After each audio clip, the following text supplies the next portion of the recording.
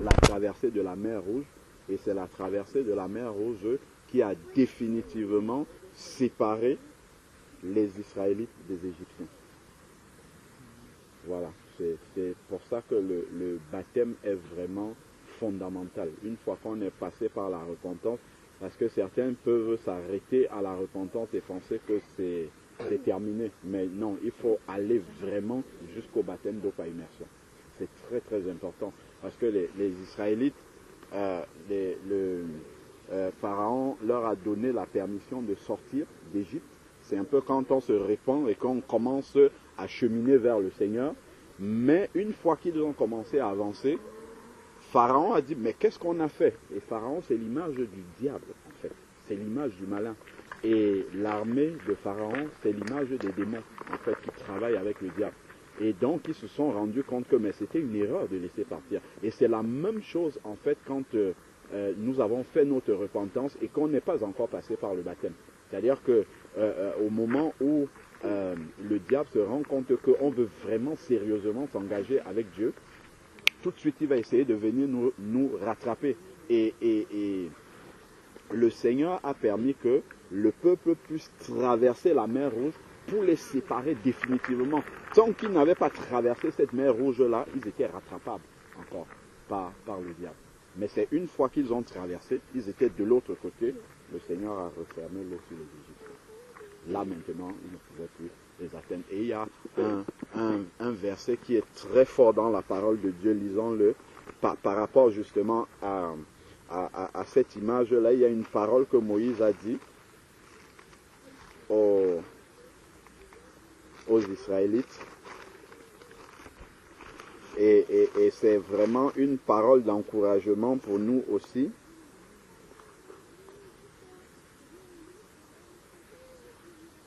C'est Exode. Exode, c'est le deuxième livre de la Bible, chapitre 14, verset 13. 13 et 14. Hey! Waouh! Que Dieu vous bénisse, hein?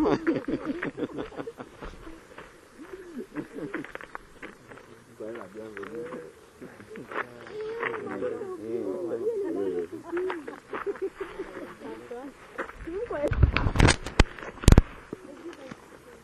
Et donc justement, on expliquait que une fois qu'on est passé par la repentance, c'est le chemin de la sortie d'Égypte.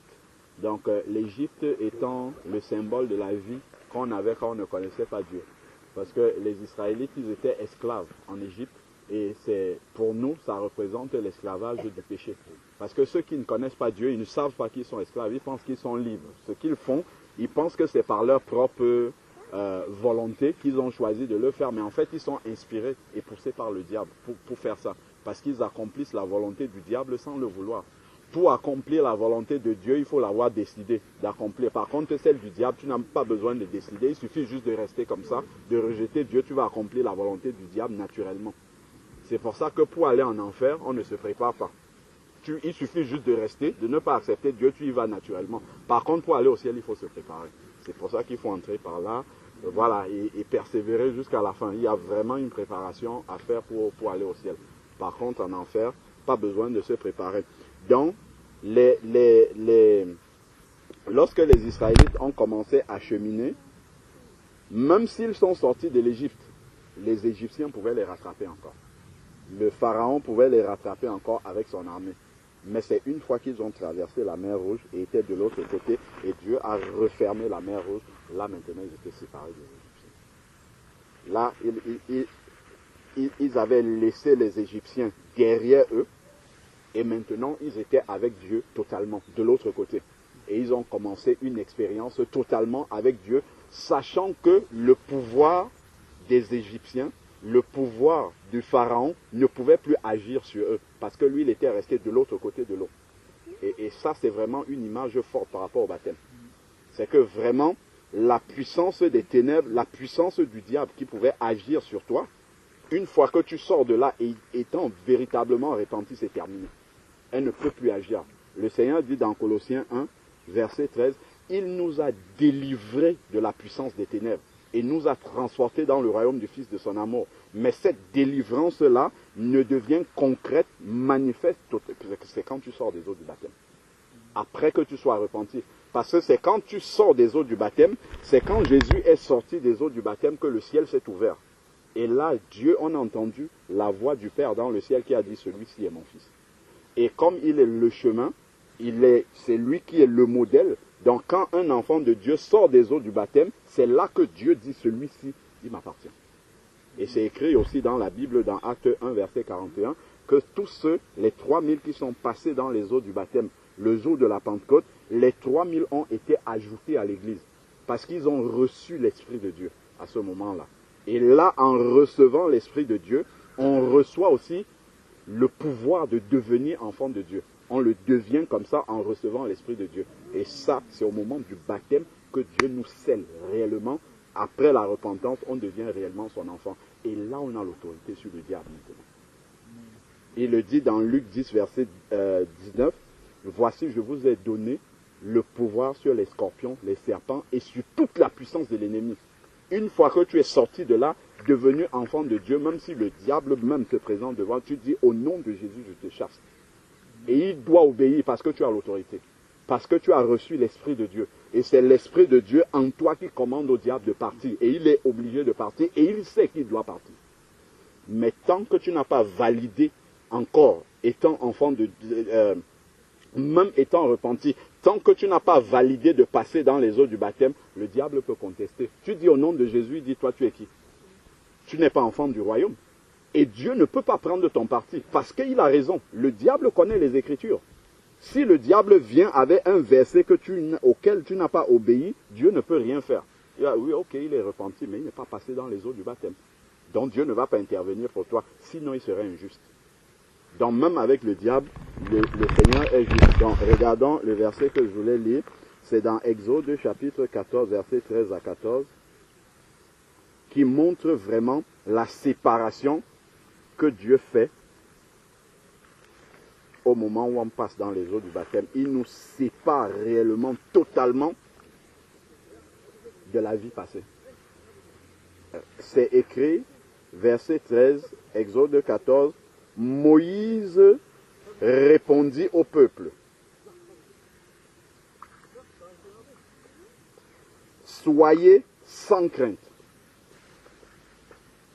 restez en place, voyez comment l'Éternel va vous sauver aujourd'hui. Il y a vraiment, parce que beaucoup de gens, en tout cas certaines personnes, dans le milieu chrétien, négligent le baptême. On pense que c'est une formalité. En fait, dans le baptême, il y a vraiment une grande puissance spirituelle qui se passe là dans l'eau. On ne voit pas, les yeux humains ne voient pas. Mais spirituellement, il y a quelque chose de profond qui se passe là dans les eaux. Il y a un véritable combat. C'est pour ça qu'il y a le combat spirituel avant que quelqu'un ne passe dans les eaux du baptême. Il y a vraiment un combat spirituel. Parce que c'est un changement de royaume. L'être humain qui va être immergé là, après sa repentance, va réellement, spirituellement, passer du royaume des ténèbres au royaume de la lumière. Du royaume de Satan au royaume de Dieu. De l'aveuglement à la vue. C'est réellement ce qui va se passer. Voilà ce que Moïse dit ici au peuple. Il dit, voyez comment l'Éternel va vous sauver. Aujourd'hui. Car les Égyptiens que vous voyez aujourd'hui, vous ne les verrez plus jamais. C'est vraiment cette assurance-là que le Seigneur nous donne quand on sort des eaux du baptême. C'est que l'autorité que le diable a sur toi aujourd'hui, il ne l'aura plus jamais tant que tu restes enfant de Dieu. Plus jamais. Quand on voit quelqu'un, il vit une vie spirituelle de défaite en marchant toujours comme si le diable avait autorité sur lui. En fait, c'est parce qu'il n'a pas la connaissance vraiment de l'œuvre de la croix, de ce que le Seigneur a fait de lui lorsqu'il est devenu un enfant de Dieu. Et si on ignore ça, le diable va en profiter. Il sait qu'il ne peut rien nous faire, mais il va nous faire croire c'est lui qui dirige encore notre vie. Ah, le malin a fait ça dans ma vie. Ah, les enfants de Dieu qui ont fait ça. Alors que ce n'est pas la vérité. La vérité, c'est que devenu enfant de Dieu, c'est Dieu qui a l'autorité, qui dirige, qui a le plan de nos vies instant par instant. Ce n'est pas le diable du tout, du tout. Sauf si nous on décide de revenir dire au diable, bon, je préfère que ce soit toi qui dirige ma vie. Et c'est ce qu'on fait bien souvent. Si on désobéit dans un domaine, en fait, si on est dans la désobéissance au Seigneur, en fait, c'est qu'on est revenu dire au diable, bon, maintenant, ce domaine de ma vie-ci, je te le donne, dirige-le. C'est par la désobéissance qu'on ouvre des portes au diable dans notre vie. Donc, mais ce que Moïse, lui, il dit ici, et que le Seigneur nous dit là, quand nous passons dans les eaux du baptême, c'est que le diable, là, les Égyptiens, là, le diable et ses démons, il n'aura plus jamais d'autorité sur nous. Vous ne les verrez plus jamais. L'Éternel combattra pour vous et vous gardez le silence. Quand tu dis au nom de Jésus, sors d'ici au malin, toi, tu ne fais rien. Tu as juste prononcé une parole. Et dans cette parole maintenant, c'est le Seigneur qui va faire le travail de faire sortir le malin. C'est ça que ça veut dire. Garde le silence. Tu donnes seulement cette parole d'autorité et le Seigneur va accomplir. Donc c'est vraiment cette assurance-là, simplement, que j'avais à cœur vraiment de vous donner, que vous preniez cette position en Christ, de savoir que maintenant, quand vous allez sortir là, vous êtes des enfants de Dieu. Même si ça fait une journée que vous êtes enfants de Dieu, vous avez la même autorité que celui qui a 50 ans dans le Seigneur, parce que c'est le même esprit qu'on a. C'est le même, exactement. Et cet esprit-là, c'est le même qui était en Jésus-Christ. Donc, voilà. Tu es devenu enfant de Dieu en passant par la repentance. C'est bien ça. Tu as renoncé à ta vie ancienne. D'accord. C'est ça le chemin. Maintenant, ce que tu as fait, cette démarche de repentance, de demander au Seigneur de pardonner tes péchés et de prendre l'engagement de le suivre. Ton cœur qui change, le diable ne le voit pas. Par contre, ce qu'on va faire là, ça il va le voir. Ça, il va voir ce qu'on va faire là maintenant. Et c'est une des raisons pour lesquelles le Seigneur, après la repentance, demande qu'on ait un engagement public. C'est ça, passer dans les eaux du baptême. L'engagement public de sa foi devant l'église du Seigneur, devant Dieu, devant ses anges, mais devant le diable aussi et ses démons. Parce que quand les Israélites traversaient la mer Rouge, les Égyptiens les voyaient traverser la mer Rouge.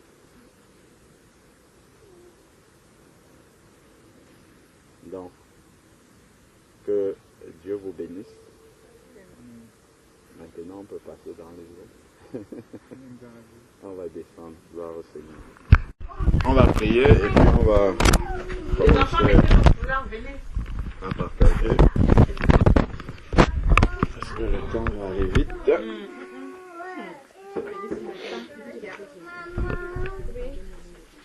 Quelqu'un dit qu'on va mettre le foulard.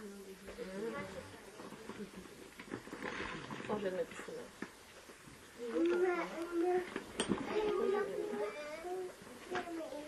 Seigneur éternel Dieu de grâce, Père, merci parce que nous sommes réunis encore ici en ta présence. Merci pour cette maison, Seigneur Dieu, qui nous accueille aujourd'hui. Que ta grâce, ta bonté, ta paix puisse toujours y régner, Seigneur Père. Que ton nom, Seigneur Dieu, puisse toujours être invoqué dans cette maison. Et que cette maison soit toujours une maison d'hospitalité, Seigneur Père. Seigneur Dieu, nous te prions de bénir notre sœur qui nous accueille aujourd'hui. Et que en toi, Seigneur Dieu, qu'elle puisse toujours trouver sa consolation. Père, conduis-nous par ton esprit. Seigneur Dieu, et que nos cœurs soient ouverts à tout ce que tu as prévu, Seigneur Père, de déposer. Seigneur, que cela puisse prendre racine en nous et produire du fruit. Le fruit qui demeure jusque dans la vie éternelle, Seigneur.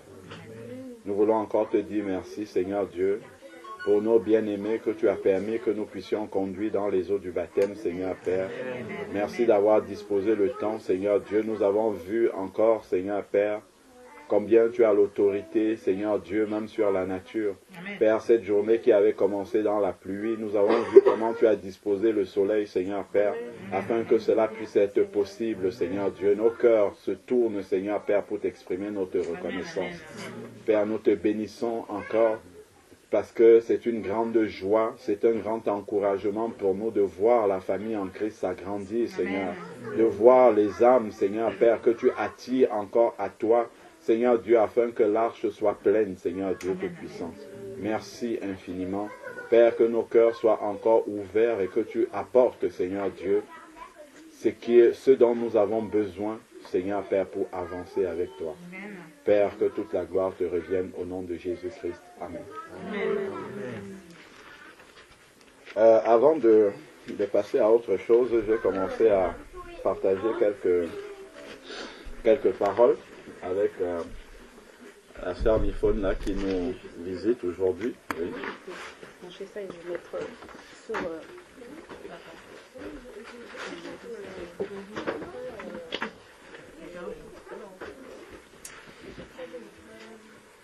Donc la sœur, telle qu'elle nous expliquait dans la voiture, donc on s'est connus dans l'ancienne assemblée d'où nous sommes sortis. Et donc la sœur nous a dit que depuis toujours elle a été très religieuse, on va dire ça comme ça. Elle a toujours fait les choses un peu selon les règles qu'on lui demandait de faire, mais c'est une fois à l'extérieur de tous ces systèmes-là qu'elle a vraiment compris la conversion, la repentance, qu'elle a expérimenté la nouvelle vie. Mais elle voit comment, en fait, son renoncement manque de fruits consistants, en fait, vraiment des fruits du changement qui demeurent. Et vraiment qu'elle est toute, comment dire, tout l'épanouissement spirituel qu'un enfant de Dieu doit pouvoir avoir. Il manque encore de fermeté dans sa marche. Et donc, en parlant, en fait, la sœur nous a dit qu'elle a été baptisée à 15 ans, c'est ça, hein? Voilà, qu'elle avait été baptisée à 15 ans. Et à un moment donné, elle avait pensé que peut-être même le baptême, il faut le refaire. Et puis elle se dit, non, il y a un seul baptême. Et donc elle a raconté jusqu'au bout. Et on a commencé à partager ensemble et je lui expliquais effectivement que la Bible dit qu'il y a un seul baptême, mais le seul baptême, parce que Dieu ne connaît pas deux baptêmes, une maman ne peut pas accoucher un enfant deux fois. Donc c'est une seule fois, une fois que l'enfant est sorti du ventre de la maman, il ne peut plus retourner dans le ventre de la maman. Mais pour que l'enfant sorte du ventre de la maman, il faut qu'il ait fait 9 mois dans le ventre, ou un peu moins, mais il faut qu'il soit passé réellement dans le ventre de la maman. Et ça, en fait, la correspondance dans le domaine spirituel, c'est qu'il faut être passé par les étapes bibliques du baptême. Si on dit il y a un seul baptême, il faut que ce baptême soit conforme à la parole de Dieu. Si par exemple, moi par exemple, j'avais été, entre guillemets, je pensais que c'était un baptême à 16 ans, mais on m'avait mis les gouttes d'eau sur la tête. Quand je vois, on me dit Jésus sorti de l'eau. Donc ça veut dire qu'il était entré d'abord. Donc je ne peux même pas considérer que c'était un baptême. Moi aussi, quand je me suis converti, j'ai fait 6 mois avant d'accepter qu'il fallait qu'on m'immerge dans l'eau. Mais j'étais vraiment repenti. Mais j'ai lutté pendant 6 mois pour comprendre que mon baptême n'était pas valable en fait. Parce que je me disais, ok, certes, je n'avais pas bien compris la parole de Dieu avant. Maintenant, je suis né de nouveau, j'ai compris. J'ai changé de vie, c'est bon, je continue comme ça. Mon baptême, ce que moi je pensais être un baptême d'avant là, c'est bon, c'est valable, je continue avec ça. Après, le Seigneur a mis le doigt dessus. Ça là, ça, je ne connais pas ça. J'ai écouté le témoignage de quelqu'un d'autre qui était catholique aussi, un serviteur de Dieu qui était catholique, le frère Henri Vieux-Murat, et qui lui-même avait combattu aussi, parce qu'il pensait que son baptême catholique, là, il pouvait continuer avec, une fois que ses yeux sont ouverts, c'est bon. Le baptême aussi, tout, c'est bon, il peut récupérer ça. Mais le seul baptême qui est valable devant Dieu, c'est vraiment un baptême qui est conforme à la parole de Dieu. Donc, Jésus est le premier qui va nous parler du baptême chrétien, parce que Jean-Baptiste baptisait aussi, mais le baptême chrétien, qui est le symbole de la mort à l'ancienne vie, c'est Jésus qui nous parle de ça. Donc, si on regarde dans Matthieu chapitre 28, à partir du verset 18,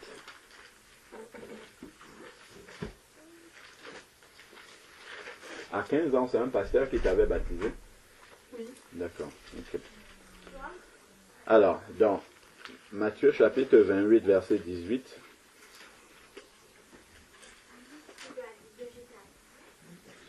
donc, Jésus s'approcha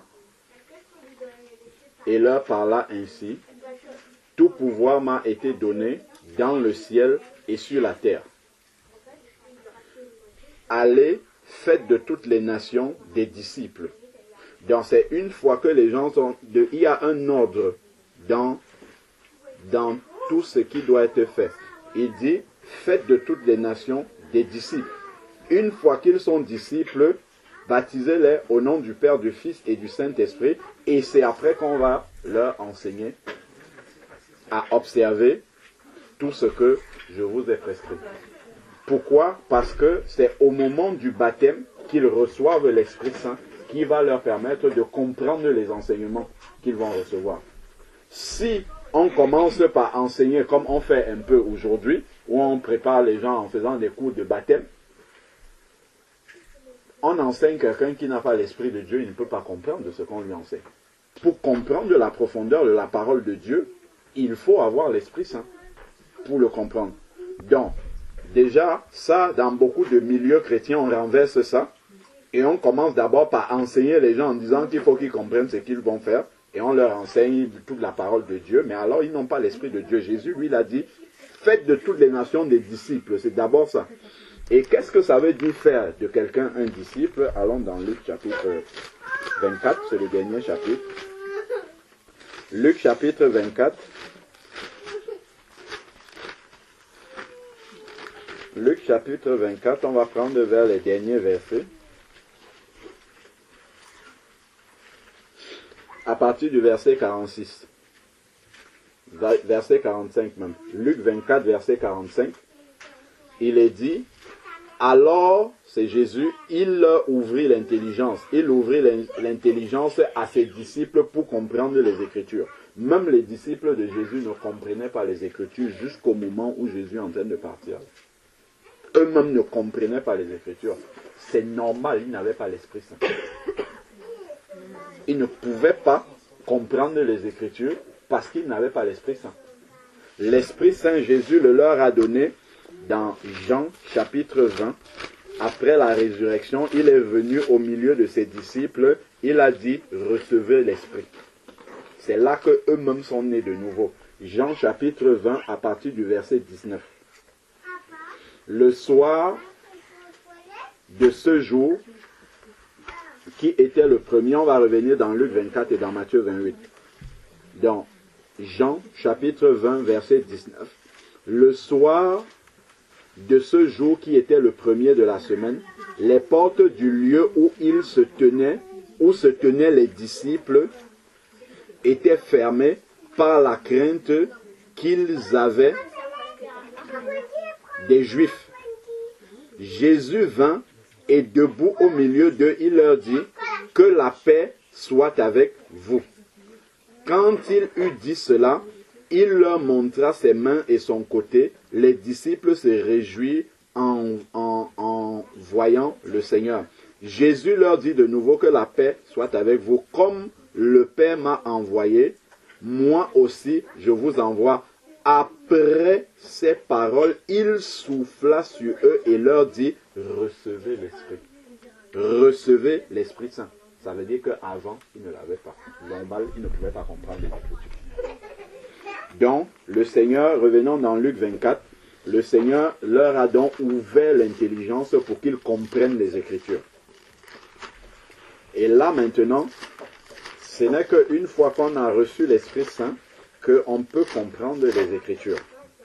Et ce qu'il va dire Une fois qu'il leur a ouvert l'intelligence, nous sommes dans Luc 24, verset 45. Nous prenons le verset 46 maintenant.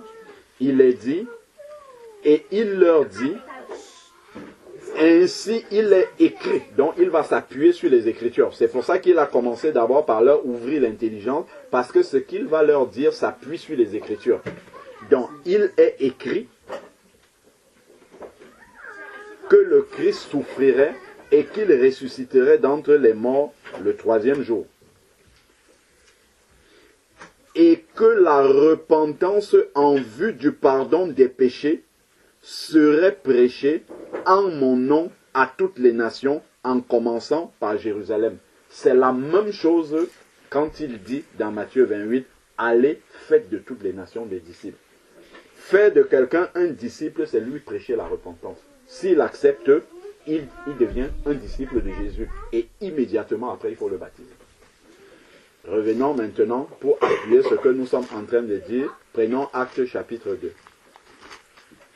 Actes chapitre 2, le jour de la Pentecôte. Actes chapitre 2.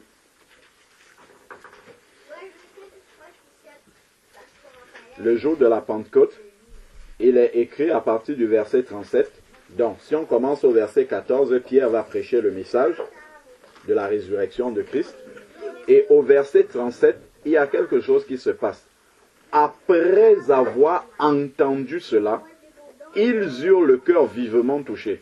Donc, la démarche pour devenir un enfant de Dieu, c'est d'entendre la parole de Dieu. Il faut qu'il y ait une prédication. Il faut que le Seigneur nous ait parlé. Bon, quelqu'un peut prêcher, ou même nous-mêmes on peut lire la Bible, et donc ça va commencer par le contact avec la parole de Dieu. Et le cœur va être touché. Ils dirent maintenant à Pierre, parce que la parole de Dieu est un miroir qui nous montre comment nous sommes.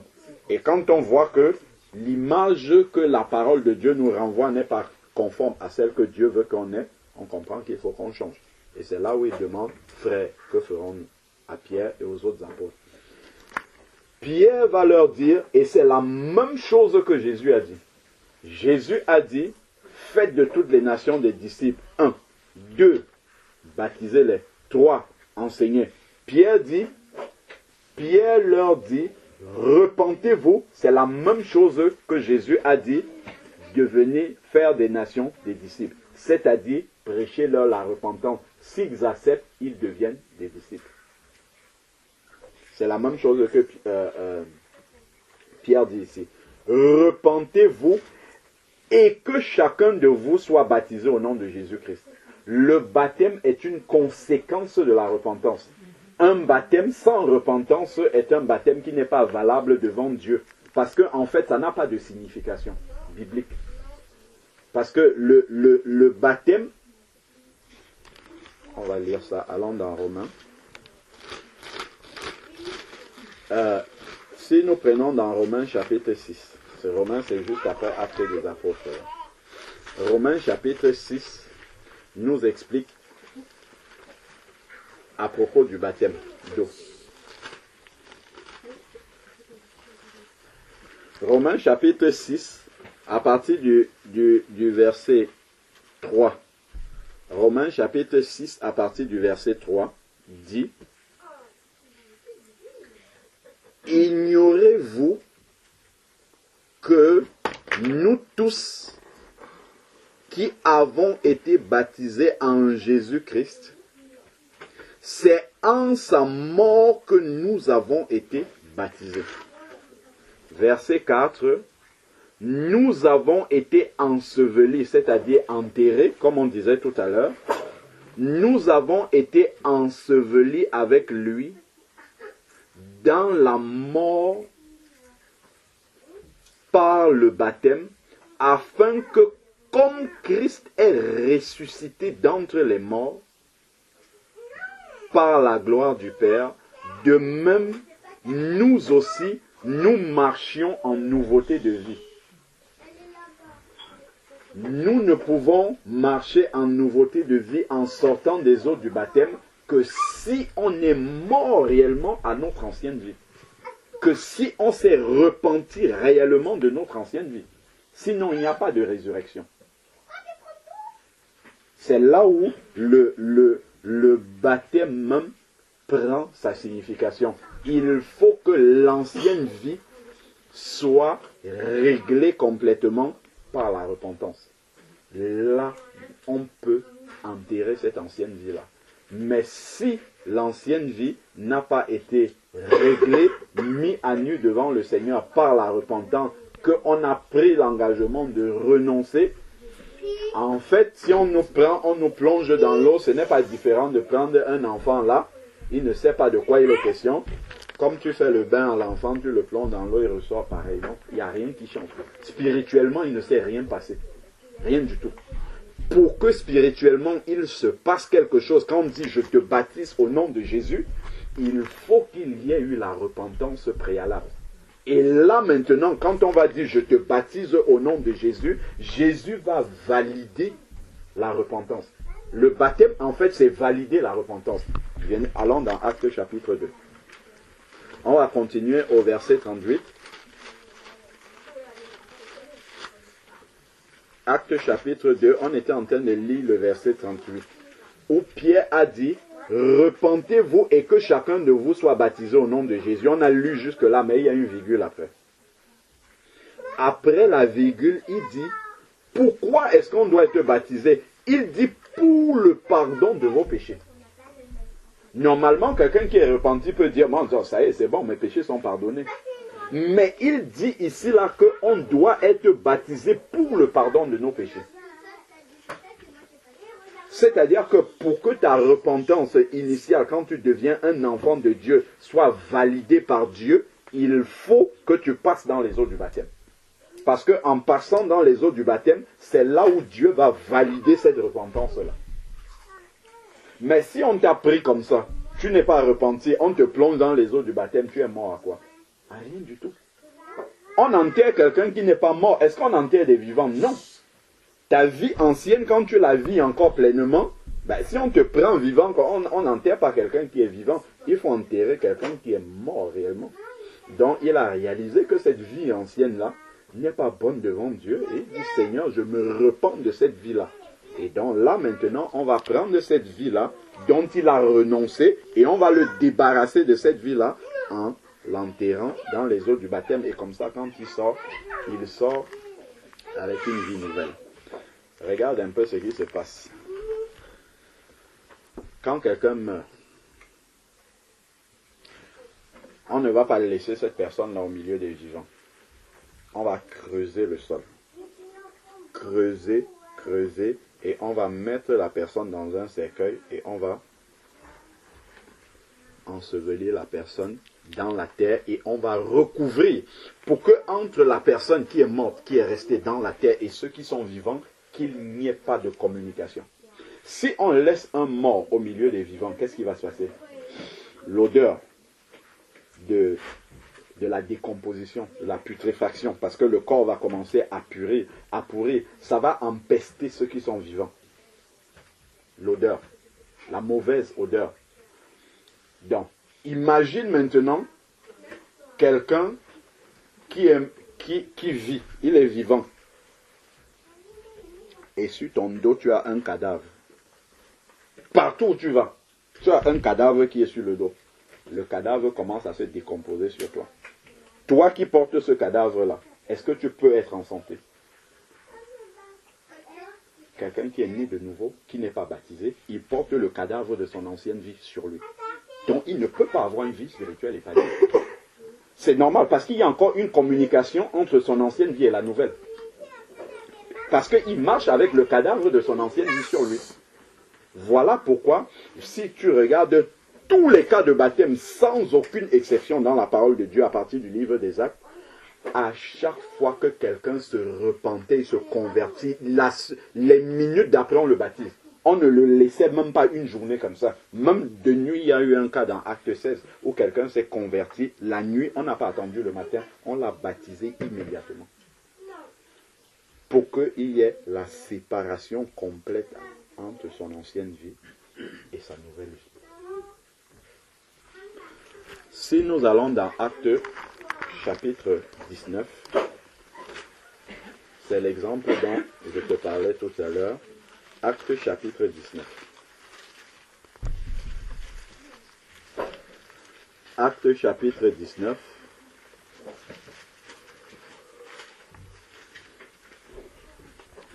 Pendant qu'Apollos était à Corinthe, Paul, après avoir traversé les hauteurs du territoire, se rendit à Éphèse. Il rencontra quelques, regarde ce qui est écrit, ce sont des disciples qu'il a rencontrés. Et il leur dit, puisqu'ils sont disciples, avez-vous reçu l'Esprit Saint quand vous avez cru? Ils leur répondirent, nous n'avons même pas entendu qu'il y ait un Saint-Esprit. Il dit, quel baptême avez-vous donc reçu? Parce que pour lui, c'est évident que si des gens sont des enfants de Dieu, ils doivent avoir l'Esprit de Dieu. Comme dit Romains chapitre 8, verset 14, tous ceux qui sont conduits par l'Esprit sont fils de Dieu. Donc ici, il dit, quel baptême avez-vous donc reçu? Qu'est-ce qu'ils vont dire? Il répondit, le baptême de Jean. Jean prêchait la repentance. Donc ils étaient repentis. Ils étaient repentis parce qu'ils avaient reçu le baptême de Jean-Baptiste. Et comme ils sont repentis, ils sont devenus des disciples. Et Jésus avait dit, faites de toutes les nations des disciples et ensuite baptisez-les. Donc eux, ils sont disciples parce qu'ils ont reçu le baptême de Jean, dont ils sont repentis. Il leur manque le baptême chrétien. Et Paul aurait pu dire, bon, ok, ben Jean immergeait aussi les gens. Hein. Il aurait pu dire, bon oui, comme vous avez été immergés, c'est bon, vous êtes disciples, continuez. Paul n'a pas fait ça. Regarde ce qu'il... Alors Paul leur dit, Paul dit, Jean a baptisé du baptême de la repentance, Il disait au peuple de croire en celui qui venait après lui, c'est-à-dire en Jésus. Et Paul ne les a pas laissés partir. Il dit, sur ces paroles, il fut baptisé au nom de Jésus. On ne dit pas qu'ils ont été rebaptisés. Pourtant, ils avaient reçu le baptême de Jean. Mais on ne dit pas qu'il fut rebaptisé, on dit qu'il fut baptisé. Parce que le baptême de Jean n'est pas le baptême que Jésus avait demandé. Tu vois? Effectivement, il y a un seul baptême. Parce que le seul baptême valable, biblique, chrétien, c'est celui que Jésus a demandé. C'est pour ça qu'on dit, sur ces paroles, il fut baptisé au nom de Jésus. Pas il fut rebaptisé. Parce que le premier baptême, c'est pas le baptême que le Seigneur avait demandé. Donc pour nous aussi, pour que le baptême soit valable devant Dieu, on doit être repenti réellement, totalement, avoir renoncé à notre ancienne vie. Et ensuite, maintenant, on prend l'engagement de suivre le Seigneur Jésus-Christ. Là, maintenant, on va nous plonger, nous immerger pour enterrer notre ancienne vie.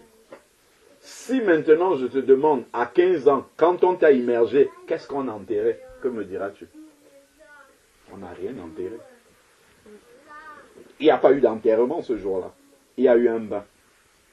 Tu as juste fait un bon bain et tu es ressorti tel que tu étais. Regarde ce que Paul dit dans Acte 26, c'est juste à côté. Acte chapitre 26, versets 19 et 20. Acte chapitre 26, versets 19 et 20. Il est dit, en conséquence, roi Agrippa, je n'ai pas désobéi à la vision céleste, mais à ceux de Damas d'abord, puis de Jérusalem, dans tout le pays de Judée, puis aux païens, j'ai annoncé la repentance et la conversion à Dieu. Repentance toujours, ça c'est vraiment le chemin de la nouvelle naissance. Ça commence par la repentance. La conversion à Dieu, il n'a pas parlé du baptême ici, mais c'est validé d'abord par le baptême. Et maintenant, il dit suivi de la pratique des œuvres dignes de la repentance. Donc, le baptême doit être suivi d'un changement radical de vie. Parce qu'on est passé par la mer Rouge, on a laissé l'Égypte derrière et on est de l'autre côté maintenant. Donc, si déjà un baptême n'est pas suivi d'un véritable changement de vie, il faut se poser la question, est-ce que mon baptême est valable? Est-ce que réellement, parce que 2 Pierre 3, verset 18, va nous expliquer aussi que le baptême est un engagement de bonne conscience. La bonne conscience devant Dieu. Est-ce que sorti des eaux du baptême, réellement j'ai réalisé que maintenant tout ce que je vais faire, c'est devant Dieu que je vais le faire. Toute décision que j'aurai à prendre, je vais la confronter à la volonté de Dieu. Je vais demander au Seigneur, Seigneur, qu'est-ce que tu penses de ce que je vais faire? Ce que je vais faire, est-ce que c'est conforme à ce que tu recommandes dans ta parole? Parce qu'avant, nous étions tous errants, chacun suivant sa propre voie. Donc je fais ce que je veux. Tant que ça me va bien, je le fais sans me préoccuper de ce que Dieu veut. Par contre, une fois qu'on devient véritablement enfant de Dieu, passé par la nouvelle naissance, on reçoit son esprit, l'engagement de bonne conscience est là. Tout ce qu'on va faire naturellement, on va se poser la question avant, Seigneur, qu'est-ce que tu penses de ça? Mais comment savoir ce que le Seigneur pense de ça? C'est la parole. Et là, on va aller dans 1 Pierre, chapitre 2, verset 2. Et on va voir les signes d'une nouvelle naissance authentique. Quand nous naissons réellement de nouveau, comme quand un enfant naît physiologiquement, il y a des signes que l'enfant manifeste. Un enfant va sortir du ventre, il va commencer par crier. Si un enfant sort du ventre et il ne pleure pas, là, on va comprendre déjà qu'il y a quelque chose qui ne va pas. L'enfant, au bout d'un moment, va commencer à réclamer le lait, le sein maternel. Naturellement, si on lui donne de l'eau, si on lui donne même le jus, c'est le sein maternel qu'il veut. Donc, dans la nouvelle naissance réelle, biblique, quand on est réellement repenti, quand tu sors des eaux du baptême, c'est un engagement de bonne conscience. Tu sais que désormais, ce que je dois faire doit plaire à Dieu. Mais comment tu fais pour savoir ce qui plaît à Dieu? Il faut que tu ailles chercher ce qui plaît à Dieu. Dont l'Esprit Saint, dont Dieu t'a scellé au moment où tu es sorti des eaux du baptême, cet esprit-là va te pousser à aller chercher la volonté de Dieu. Et donc, il va te pousser à méditer la parole de Dieu. Moi, quand je vois même quelqu'un qui va sortir des eaux du baptême, il laisse sa Bible pour aller écouter les enseignements des hommes, ce n'est pas normal. L'Esprit de Dieu, c'est vers la Bible qu'il va te conduire. Il va d'abord te conduire vers la Bible. Tu vas méditer la Bible et maintenant, pour davantage comprendre, oui, tu vas peut-être écouter un tel qui explique bien un passage, mais ça commence par ta propre méditation de cette parole-là. C'est ça que l'Esprit Saint va faire. Pour quelqu'un qui est réellement né de nouveau, il va t'attirer vers cette parole-là qu'il a inspirée, parce que c'est la parole de Dieu et qui te montre la volonté de Dieu devant laquelle tu as pris un engagement de bonne conscience en passant dans les eaux du baptême. Parce que tu t'es engagé à obéir à cette parole-là. Ben, si tu ne la connais pas, comment tu vas pouvoir obéir? Donc, 1 Pierre, chapitre 2, nous montre les signes d'une authentique nouvelle naissance, des exemples de signes. Verset 2, 1 Pierre 2, 2, dit, désirez comme des enfants nouveau-nés le lait. Les enfants nouveau-nés réclament le lait.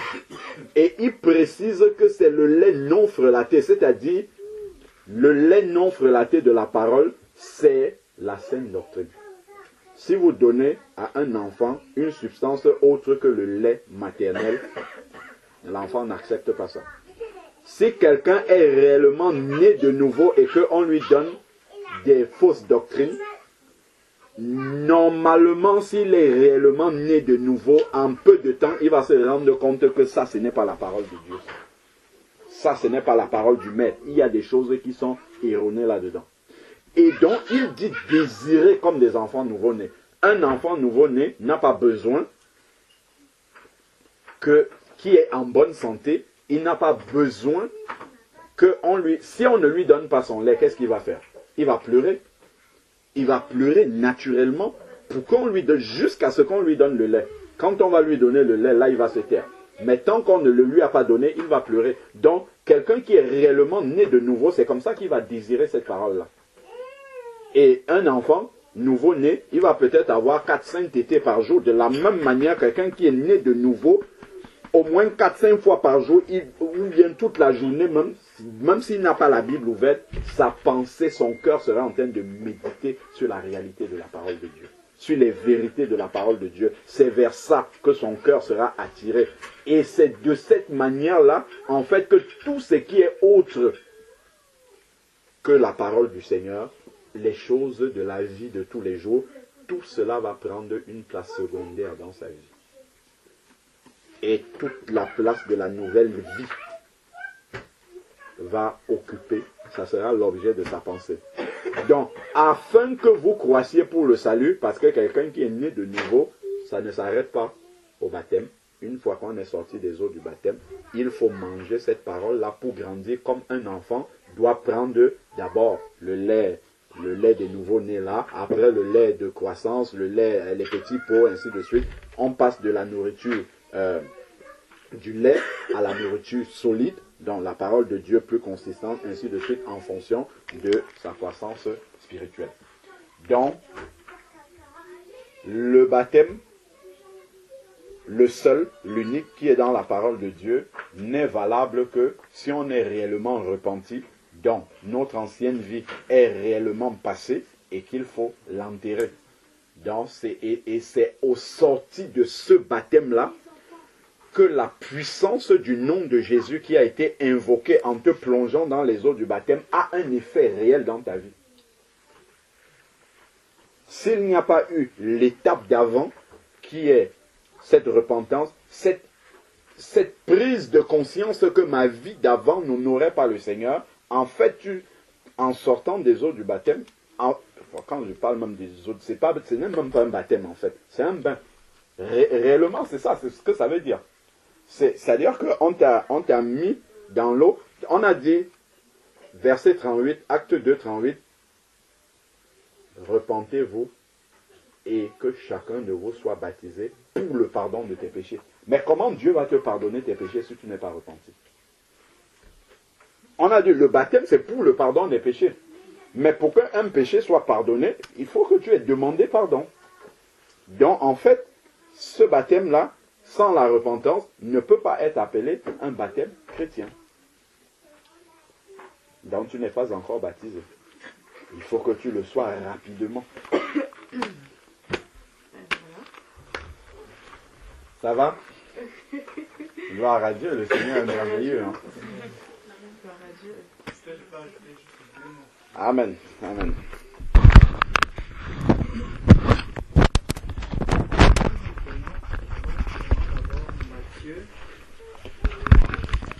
Prenons Matthieu 3, en fait. Matthieu chapitre 3.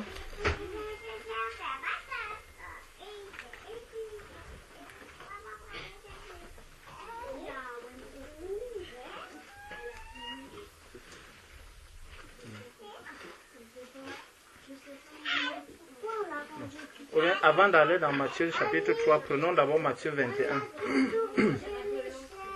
Matthieu chapitre 21. À partir du verset 28.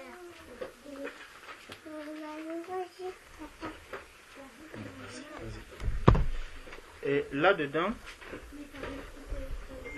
il est écrit que vous ensemble, un homme avait 2 fils.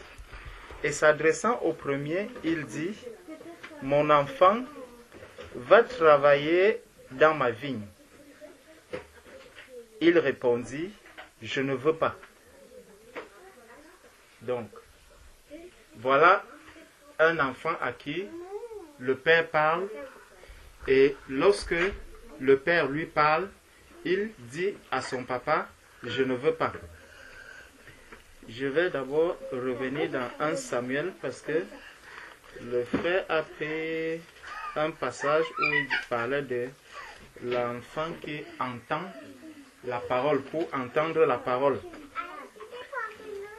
Nous savons que Dieu appelle tous les hommes. Quand on regarde Jean-Baptiste, Jean-Baptiste était dans le désert et il parlait à tous ceux qui étaient là, tous ceux qui voulaient écouter. Dans Acte 2, on voit que les disciples parlaient à tous ceux qui étaient là, autour d'eux. Donc lorsque on annonce la parole de Dieu, c'est pour ça que quand vous voyez par exemple les outils comme Internet et tout ça, en fait, le Seigneur donne la possibilité à tous les hommes d'entendre la parole de Dieu.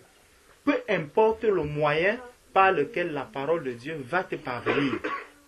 De sorte que lorsque tu arrives devant le Seigneur, que tu ne dises pas « je n'ai jamais entendu ». Dieu donne toujours la possibilité à tout être humain de pouvoir entendre la parole, de pouvoir entendre son appel. Et Dieu peut te parler de n'importe quelle manière. Dieu peut parler à un catholique, il peut parler à un protestant, il peut parler à un païen, à un rosicrucien, à un franc-maçon, d'une manière ou d'une autre. Ça peut être par une maladie, ça peut être par un rêve, ça peut être par un songe, ça peut même être par des difficultés dans ta vie, ça peut même être par un décès d'un proche. Donc Dieu parle de toutes les manières. Sauf que, souvent quand Dieu parle, les hommes ne comprennent pas. Et souvent on attribue le langage même du Seigneur à un homme ou parfois même au diable. On peut même dire, ah, Satan est en train vraiment de me cribler en ce moment, Satan est en train de me faire ceci, j'ai perdu mon père, j'ai perdu ma mère, j'ai perdu telle personne. Souvent, le langage du Seigneur, l'être humain ne le comprend pas. Et nous avons un exemple. Allez là-bas, laissez. Nous avons un exemple. Allez là-bas. Un exemple dans 1 Samuel. Si nous prenons 1 Samuel, on va revenir dans Matthieu 21. En prenant 1 Samuel, nous voyons que Samuel, bien qu'étant jeune, servait déjà le Seigneur. Il servait quelqu'un en fait. Et certainement là où il se trouvait, on lui a parlé de ce Dieu et il savait qu'il servait l'Éternel. Mais, bon, au chapitre 3, 1 Samuel chapitre 3, le verset 1, on nous rappelle, le jeune Samuel était au service de l'Éternel devant Élie. Donc on peut bien être déjà en train de servir le Seigneur, mais sans toutefois le connaître. Tu vois? Beaucoup de personnes servent le Seigneur, font même des choses pour le Seigneur avec un cœur vraiment très bon, un cœur bien disposé. Mais en fait, ils ne connaissent pas qui est-ce qu'ils servent. Et s'ils meurent dans cet état, ils ne sont pas enfants de Dieu. S'ils décèdent dans cet état, ils ne sont pas enfants de Dieu. Parce que tu peux être au service de quelqu'un, peut-être parce que tu poses des bonnes actions, parce que tu fais du bien, tu donnes à manger, tu rends visite aux malades, tu as ouvert un orphelinat, tu as fait tout ce que tu as pu faire. Oui, c'est ce que Dieu demande. Jésus a dit, j'étais malade, vous m'avez rendu visite. J'ai eu faim, vous m'avez donné à manger. J'étais nu, vous m'avez donné, vous m'avez vêtu. J'étais en prison, vous m'avez rendu visite. Tout cela est bien. Mais si tu le fais sans être un enfant de Dieu, sans avoir pris vraiment l'engagement de couper avec le monde extérieur, donc sans avoir pris l'engagement de couper avec le monde et de venir maintenant au Seigneur, tout cela ne te servira à rien. Dans 1 Samuel, donc, verset 1, on nous dit que le jeune Samuel était au service de l'Éternel devant Élie. La parole de l'Éternel était rare en ce temps-là.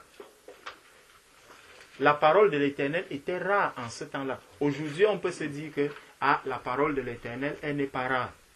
Non, la parole, la vérité reste toujours rare au monde jusqu'aujourd'hui.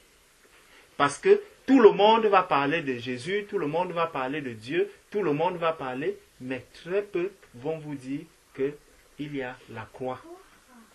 On va vous parler de l'amour de Jésus, mais on va difficilement parler du renoncement de soi, de la mort à la croix, de la crucifixion de la chair.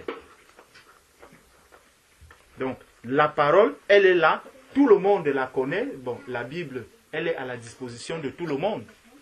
Donc, la parole est là, mais maintenant, il faut pouvoir comprendre cette parole. Et non seulement comprendre cette parole, mais après l'avoir lue, il faut pouvoir accepter cette parole et la mettre en pratique.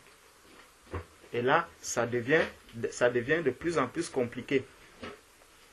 Donc, on nous dit, verset 2, « En ce même temps, Élie qui commençait à avoir les yeux troubles et ne pouvait plus voir était couché à sa place. La lampe de Dieu n'était pas encore éteinte et Samuel était couché dans le temple de l'Éternel où était l'arche de Dieu. » Donc, tu vois, il est vraiment dans la présence du Seigneur.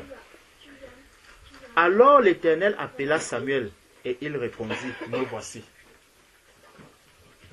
Donc, il a bien entendu une voix qu'il a appelée. Il a même répondu à cette voix. Et il courut vers Élie. Tu vois? Donc, j'ai entendu que on prêche Christ à tel endroit. Je cours, je me dirige là-bas. Mais sauf que quand je me dirige là-bas, je ne me dirige pas en fait vers le Seigneur qui m'a appelé. Je me dirige peut-être vers une assemblée. Je me dirige vers des personnes qui sont venues me dire que le Seigneur m'a appelé à tel endroit, le Seigneur m'a parlé à tel endroit. La question donc, c'est est-ce que toi aussi tu es vraiment à la bonne place? Est-ce que tu es là où tu dois être, là où le Seigneur est en train de t'appeler? Je ne sais pas si tu vois un peu. Donc, je peux entendre la voix du Seigneur, mais me diriger vers un endroit qui n'est pas celui où le Seigneur m'attend. Pas à la bonne place. Donc, je peux ne pas être à la bonne place au moment où le Seigneur m'a appelé. Et c'est ce qui arrive ici à Samuel. Samuel se dirige donc vers Élie et dit, « Me voici, car tu m'as appelé. » Élie répondit, « Je ne t'ai point appelé, retourne te coucher. » Et il alla se coucher. Sauf qu'aujourd'hui, Élie ici, lui, il est un homme honnête et il va bien dire à Samuel que non, ce n'est pas moi qui t'ai appelé. Sauf qu'aujourd'hui, quand tu vas te diriger dans une assemblée, dans un endroit, ceux qui sont là, ils vont te dire, gloire à Dieu, sois la bienvenue. Mais la question c'est, est-ce que c'est là que Dieu t'appelle? Je ne sais pas si tu vois. Est-ce que c'est là que Dieu t'appelle? Eux, ils sont dans la joie de savoir que quelqu'un est venu à eux. Mais si on est véritablement enfant de Dieu, si c'est vraiment Jésus que nous sommes en train de servir et nous recherchons le bien aussi de la personne qui est avec nous, nous allons lui demander, mon frère, ma soeur, dis-nous comment est-ce que tu es arrivé ici? Tu vois? Est-ce que c'est vraiment l'endroit que le Seigneur t'a envoyé? Est-ce que c'est vraiment ici que tu dois être? Est-ce que c'est vraiment l'appel? Est-ce que c'est nous qui t'avons appelé ou est-ce que c'est le Seigneur qui t'a dirigé vers nous? Donc, Élie se retrouve donc face à Samuel, bien que connaissant Samuel, mais il n'a pas appelé Samuel.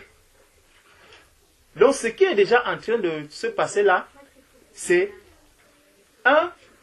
comme on dit souvent, un langage entre la chair et l'esprit. Samuel ne comprend pas le langage de l'esprit. Dieu est esprit. Dieu parle ici en esprit. Donc, au lieu de manifester aussi, de s'engager aussi dans un chemin spirituel, lui, il va vers celui qu'il voit dans la chair. Donc, lui, il est encore avec Élie dans la chair, mais pourtant, le Seigneur est en train de l'appeler. Lui, il est déjà, le Seigneur l'attend ailleurs, donc sur le plan spirituel. Mais lui, il vient maintenant dans la chair. Et Élie lui dit donc, non, ce n'est pas moi. Cette honnêteté déjà manque beaucoup dans le monde aujourd'hui. Simplement parce qu'on veut recevoir tout le monde, on veut accueillir. Tu vas voir des personnes dans un endroit où il y a 5000 personnes. Est-ce que vraiment c'est là que le Seigneur nous attend? Les 5000 personnes. Point d'interrogation. Et ceux même qui les reçoivent n'ont pas l'honnêteté de leur dire que non. Est-ce que c'est vraiment le Seigneur qui vous a appelé ici? Ce n'est pas nous qui t'avons appelé, non. Ce n'est pas ta place ici. Ce n'est pas là que tu dois être. C'est ce que Élie est en train de dire ici à Samuel. Que non, ce n'est pas auprès de moi que tu dois te retrouver. Une deuxième fois, cela va se produire. L'Éternel appela de nouveau Samuel, et Samuel se leva, alla vers Élie et dit, me voici, car tu m'as appelé. Élie répondit, je n'ai point appelé. Mon fils, retourne te coucher. Si, au milieu de nous, j'imagine un peu, un bien-aimé arrive, une première fois on lui dit, non mon frère, quand tu entends ce que tu es en train de dire, la manière dont tu nous as rencontrés, va encore prier si vraiment nous ne pensons pas que c'est ici que le Seigneur t'a envoyé. Peut-être le Seigneur est en train de te diriger quelque part. Va bien méditer. Une première fois, la personne vient. Une deuxième fois, on va commencer. Il chasse déjà des personnes. Non. Parfois, vraiment, bien aimé, marchons par l'esprit. Marchons vraiment par l'esprit. Parce que beaucoup de choses, nous pouvons les prendre à la légère.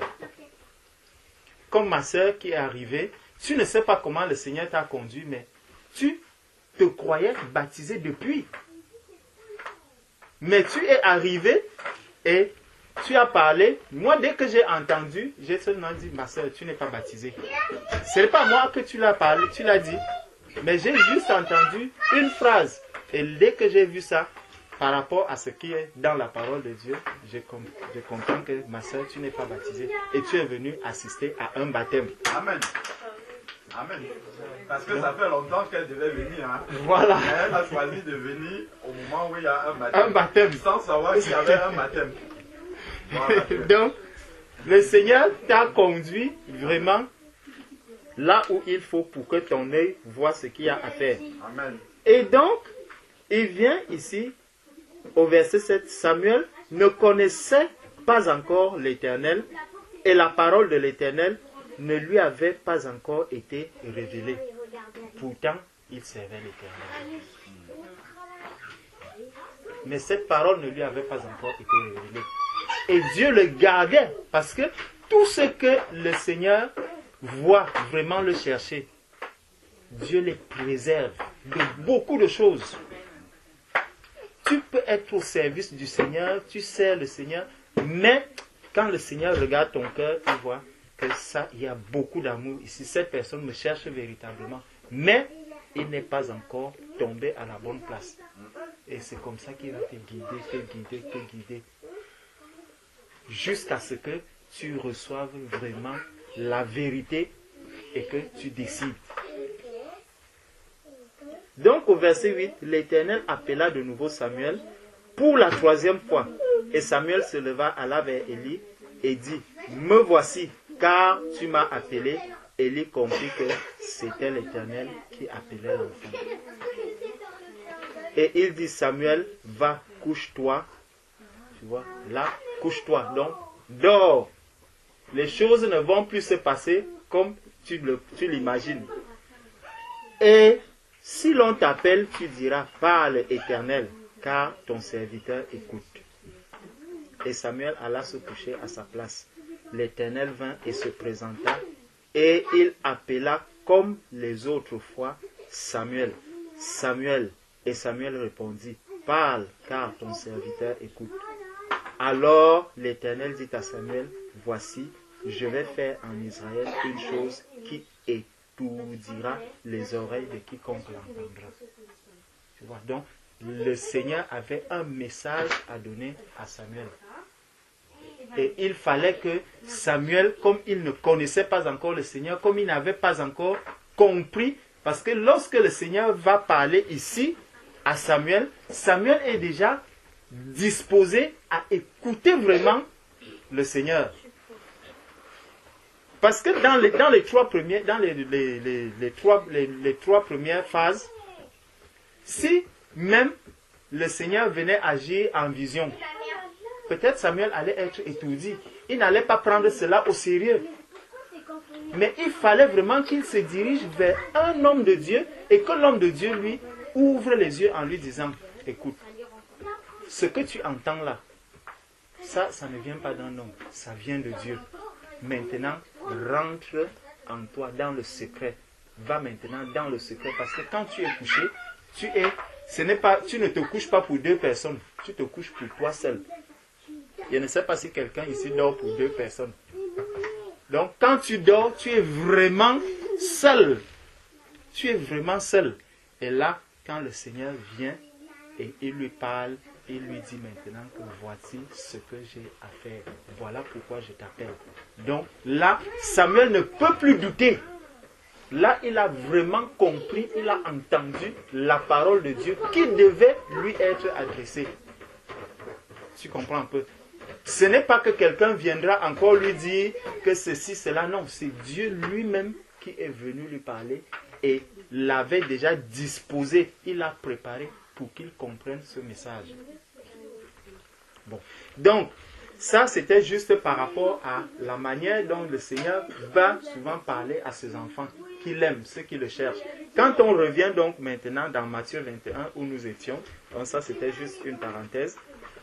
Quand on revient maintenant dans Matthieu 21, verset 28,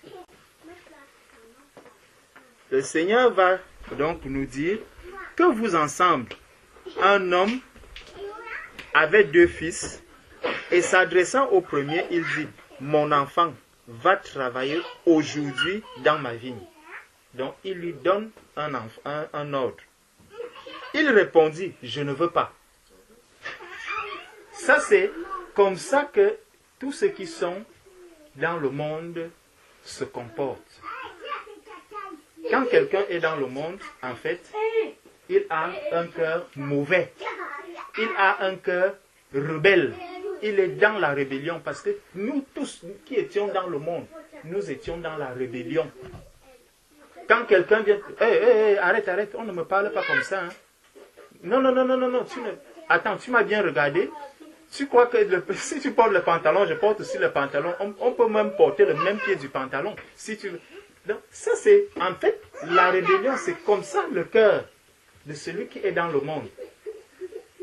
Donc, quelqu'un qui ne connaît pas encore le Seigneur.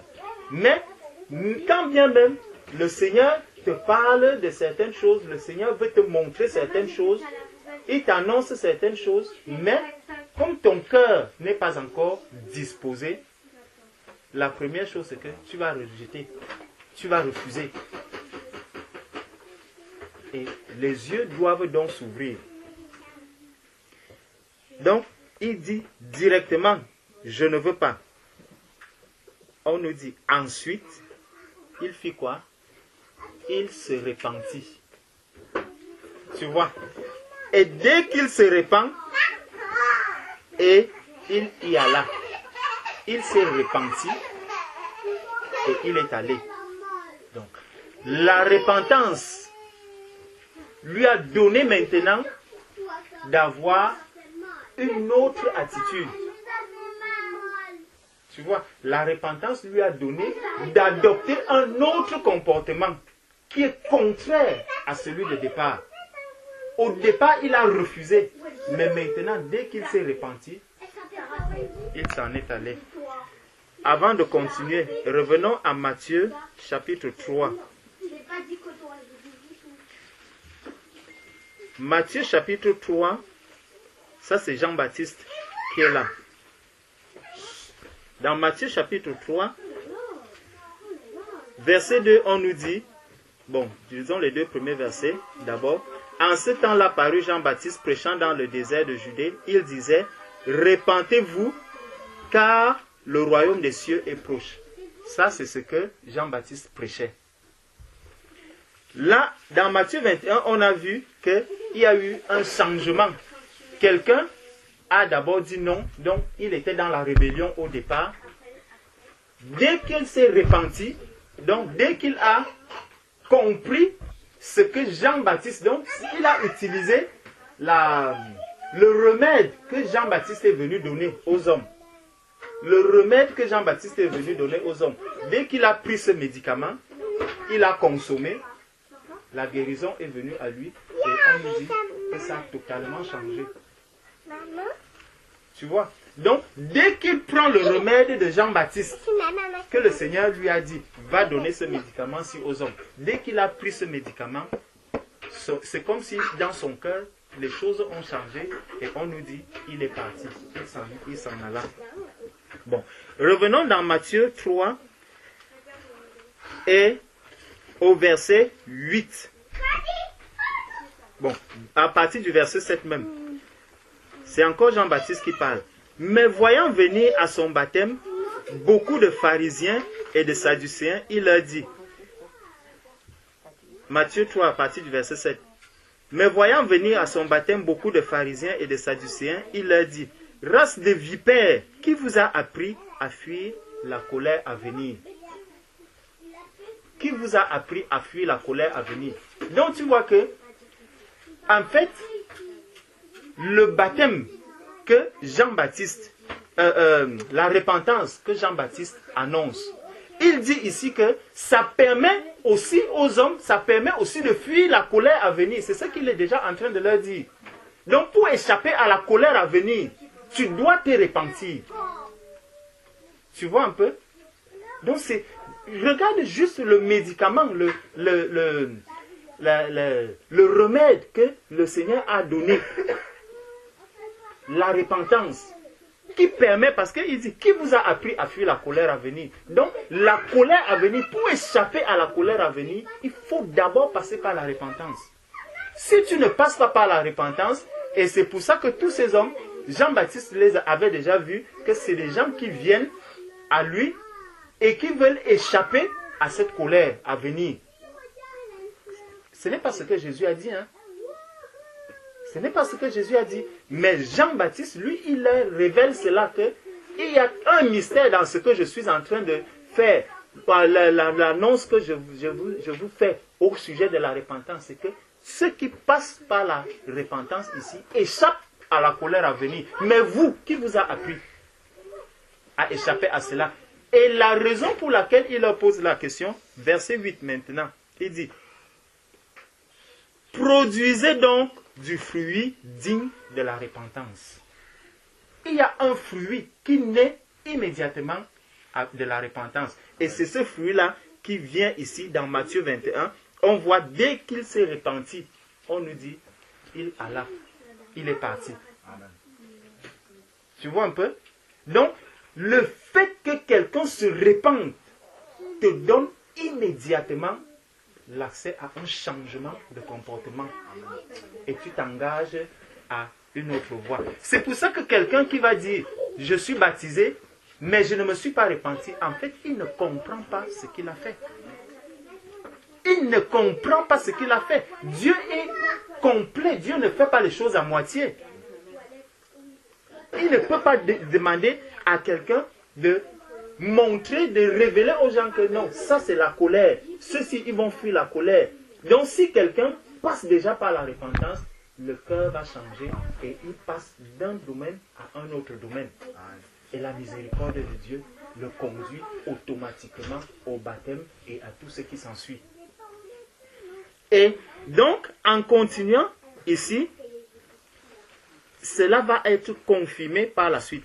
Donc, il dit, s'adressant, verset 30, s'adressant à l'autre, il dit la même chose. Et ce fils répondit, je veux bien, Seigneur. Et il n'y alla pas. Tu vois, ça c'est quelqu'un qui a un bon cœur, il dit, je suis bon.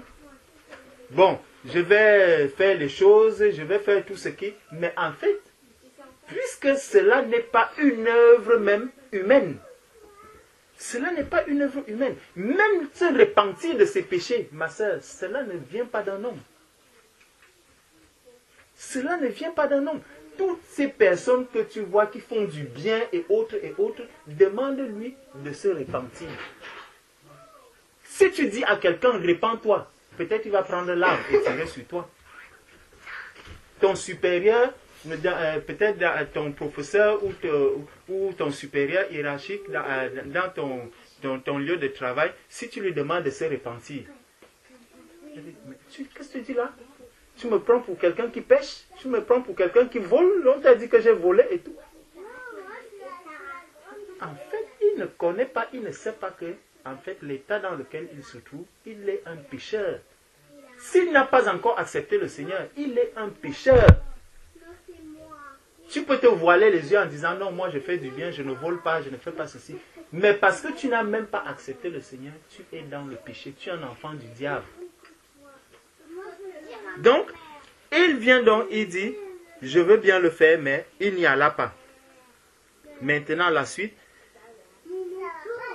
Verset 31. Lequel des deux a fait la volonté du Père? Donc, faire la volonté du Père implique quelque chose. Ça demande quelque chose avant. Donc, pour faire la volonté du Père, il faudrait que tu passes par la repentance pour pouvoir faire la volonté de Dieu par la suite. Celui qui n'est pas passé par la repentance ne pourra pas faire la volonté du Père par la suite. Tu vas continuer à faire les choses, mais par la chair. Tu comprends? Tu vas continuer à vouloir faire les choses, forcer les choses, mais ça sera l'impulsion de ta chair, de ta propre chair. Parce que tu vois les bien-aimés autour de toi qui rendent visite aux malades, qui font des choses, tu vas dire, bon, moi aussi, je vais faire. Mais en fait, la coupure ne s'est pas encore opérée. Tu n'as pas encore pris le médicament que Jean-Baptiste a apporté. Bon. Donc, il vient dire, le premier, donc, verset 31, lequel des deux a fait la volonté du Père? Ils répondirent, le premier, et Jésus leur dit, je vous le dis en vérité, les publicains et les prostituées vous dévanceront dans le royaume de Dieu. Pourquoi ils vous dévanceront? Parce qu'ils se seront repentis de leurs péchés. Amen. Tu vois? Donc, parce qu'ils se seront repentis de leurs péchés. Et c'est pour ça que, quand on regarde Jésus qui meurt à la croix, on voit ce brigand qui se répand de ses péchés. La repentance ne vient pas d'un homme, ma soeur. Ça vient du Seigneur. Et quand le Seigneur voit une âme qui se répand, tu es à la croix, tu meurs. Parce après cette repentance, Jésus a dit quoi? Aujourd'hui même, tu seras avec moi dans le royaume des cieux. Parce que le Seigneur a vu que si celui-ci était sur la terre, ce n'est pas le baptême, ce n'est pas le baptême qu'il allait refuser. Donc, c'est vraiment pour nous faire comprendre que la repentance, ma soeur, ce n'est pas quelque chose qu'il faut négliger. C'est très, très, très important. Et ça, je t'assure, quand tu regardes quelqu'un qui s'est bien repenti de ses péchés, tu vois sa marche, tu vois son évolution avec le Seigneur, il galope. Il galope avec le Seigneur. Parce qu'il voit là où il était en train de pleurer devant le Seigneur, il a dit non, je ne peux plus retomber dans ceci. Il faut que j'avance. Il faut que j'avance. Dieu est miséricordieux et Dieu nous aime. Le Seigneur t'a parlé, c'est à toi-même de prendre la décision. Amen.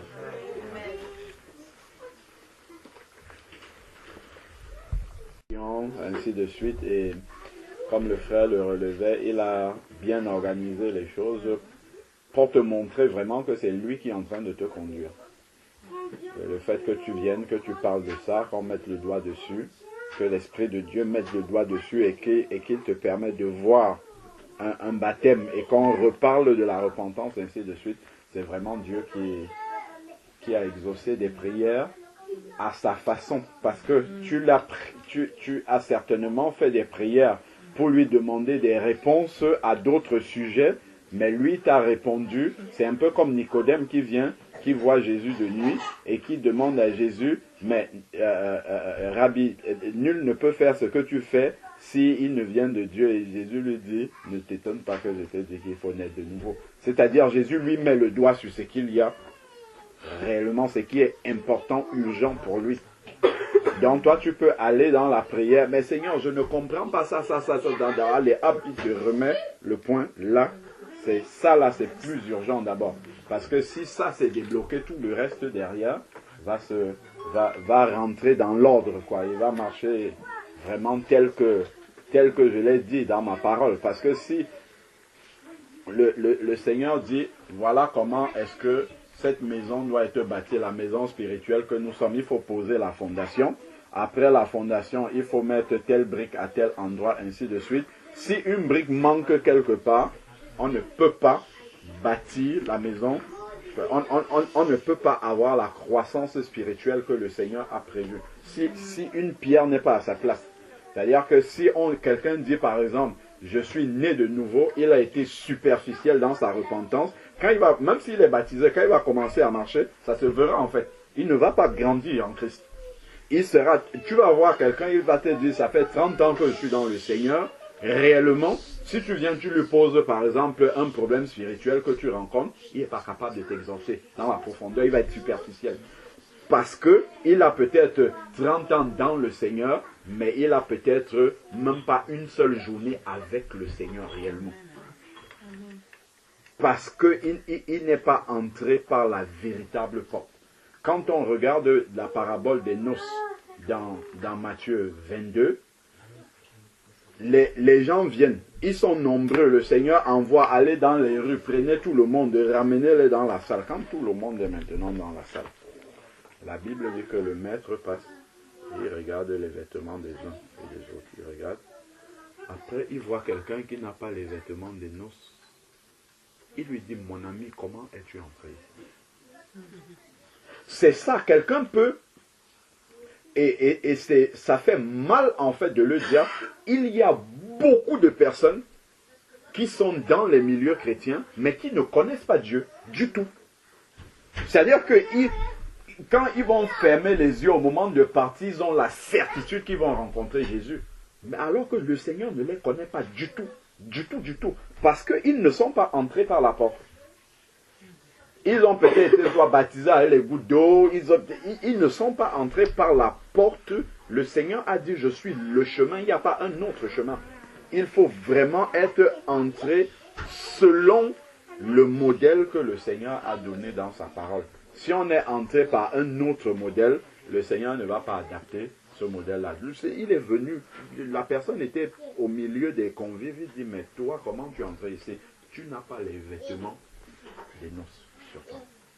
Donc le Seigneur peut arriver comme ça. On est en train de partager avec les enfants de Dieu. On prie même en langue, ainsi de suite. Mais quand le Seigneur te regarde, il dit, mais toi, c'est quelle langue que tu entends? Tu pries dans quelle langue? C'est moi qui t'ai donné ça? Non. Parce que tu n'es même jamais devenu son enfant, en fait. Tu n'es pas né de nouveau. Il y a des gens qui ne sont pas nés de nouveau, vous les entendez parler en langue. Ça vient d'où? Si tu grappes un peu, tu leur demandes... Ben, je me rappelle quand on était à Agapé, il y a beaucoup de personnes qui sont là, dans l'assemblée, quand on les voit, tu es sûr que, bon, voilà, c'est des enfants de Dieu depuis des années et des années. Quand je faisais les études bibliques le matin, un jour, j'avais commencé à parler de la conversion un dimanche. Après, c'est même de l'évangélisation que je parlais. Et puis je dis, bon, si vous allez pour évangéliser quelqu'un, la première chose que vous avez, c'est votre propre témoignage. C'est sur la base de ton témoignage que tu vas t'appuyer, puisque la personne à qui tu vas aller parler de Dieu ne connaît pas la Bible. Donc c'est sur ton témoignage personnel, ce que Dieu a fait pour toi, la manière dont il t'a amené en Christ, c'est là-dessus que tu vas t'appuyer pour pouvoir apporter Jésus à quelqu'un.